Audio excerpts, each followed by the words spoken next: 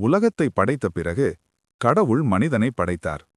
மனிதனுக்கு பிறகு ஒவ்வொரு மிருகமாக இந்த உலகத்தில் உருவாக்கினார். அப்படி படைக்கும்போது முதலில் ஒட்டகச்சிவிங்கி குட்டையான கழுத்தோடுதான் இருந்தது. ஒவ்வொரு மிருகத்தையும் படைத்த பிறகு அதற்கான உணவு என்ன, வாழ்நாள் எவ்வளவு, எந்த திறமை அதற்கு இருக்க வேண்டும் என்று எல்லாவற்றையும் கடவுள் நன்றாக ஆராய்ந்து கொடுத்தார்.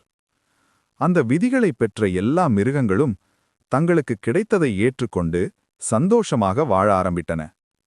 ஒட்டகச்சிவிங்கிக்கு நீ மரங்களின் மேலிருக்கும் இலைத்தழைகள் சாப்பிட்டு வாழ வேண்டும் என்று விதி விதிக்கப்பட்டிருந்தது.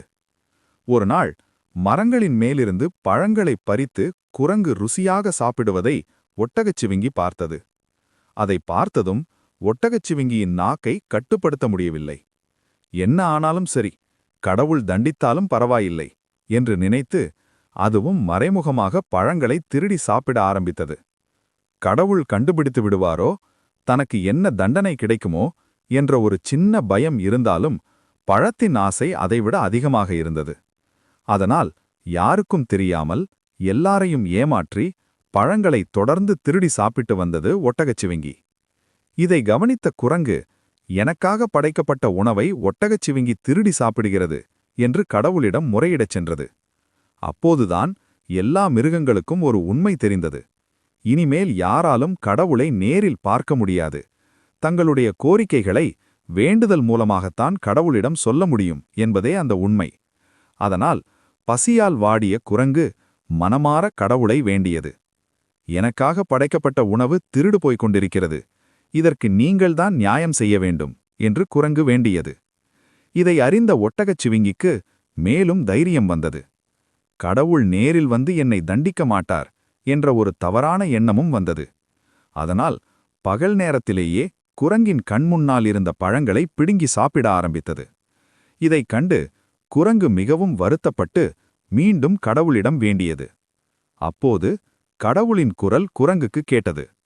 நான் நேரில் வரமாட்டேன் என்று சொல்லியிருக்கிறேன், ஆனால் எளியவர்களை வலியவர்கள் துன்புறுக்கினால் வேறு மிருகங்களின் ரூபத்திலும் நான் வர முடியும். உனக்கான நீதி உன் நண்பர்களாலே கிடைக்கும். இந்த குரலை கேட்ட குரங்கு மன நிறைவுடன் தன்னுடைய இடத்துக்கு திரும்பியது. அந்த நேரத்தில் ஒரு பெரிய யானை குரங்குக்காக வைத்திருந்த பழங்களை எடுத்து சாப்பிட்டுக் கொண்டிருந்தது. இதைக் கண்டு, ஏற்கனவே ஒட்டகச்சிவிங்கி திருடுகிறது, இப்ப இந்த யானையும், இன்னைக்கு நமக்கு உணவே கிடைக்காதே என்று குரங்கு மனம் வருந்தியது.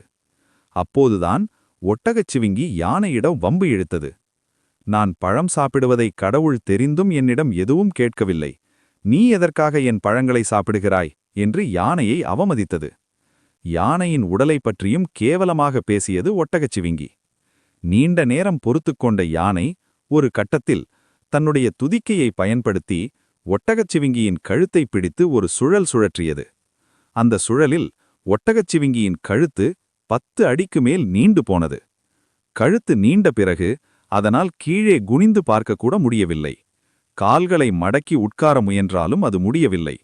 அப்போதுதான் திருட்டுத்தனம் செய்ததற்கு கடவுள் சரியான தண்டனை கொடுத்திருக்கிறார் என்று ஒட்டகச்சிவிங்கிக்கு புரிந்தது. இதை பார்த்த குரங்குக்கும் புரிந்தது. கடவுள் நம்முடைய வேண்டுதலை ஏற்றுக்கொண்டார். இனி இந்த ஒட்டகச்சிவிங்கியால் கீழே தொங்கும் பழங்களை சாப்பிட முடியாது, மரத்தின் மேலிருக்கும் இலைத்தழைகள் மட்டுமே சாப்பிட முடியும். அன்றிலிருந்து கழுத்து நீண்ட ஒட்டகச்சிவிங்கி மரங்களுக்கு கீழே உள்ள பழங்களை சாப்பிடாமல் மேலே இருக்கும் இலைகளை மட்டும் சாப்பிட்டு கடவுள் தனக்கு விதித்த உணவையே உண்ண ஆரம்பித்தது. ஆப்பிரிக்க காட்டுக்கதைகளில் ஒட்டகச்சிவிங்கியின் கழுத்து ஏன் இவ்வளவு நீளமாக இருக்கிறது என்று பல கதைகள் சொல்லப்பட்டாலும் இந்த கதை இந்திய கிராமிய கதைகளில் இன்றும் சொல்லப்பட்டு கொண்டிருக்கிறது. இந்த கதையிலிருந்து நாம் கற்றுக்கொள்ள வேண்டிய ஒன்று என்னவென்றால், பிறருக்கானதை ஆசைப்படும் மனம் ஒரு நாள் நம்மையே தண்டிக்கும். நமக்கு விதிக்கப்பட்டதை மதித்து வாழ்ந்தால் அதுவே நமக்கு அமைதியான நிம்மதியான வாழ்க்கை. இந்த கதை உங்களுக்கு பிடித்திருந்தால் நல்ல பழக்கங்களை வாழ்க்கையில் கடைபிடியுங்கள். மீண்டும் ஒரு புதிய கதையுடன் சந்திப்போம். நன்றி நண்பர்களே. குழந்தைகளே, நண்பர்களே, இந்த கதை உங்களுக்கு பிடித்திருந்தால் எங்கள் சேனலை சப்ஸ்கிரைப் பண்ணுங்க. இந்த வீடியோ நல்லா இருந்தா லைக் பண்ண மறக்காதீங்க. புதிய கதைகள் வந்துட்டே இருக்க பெல் பட்டனையும் அழுத்துங்க.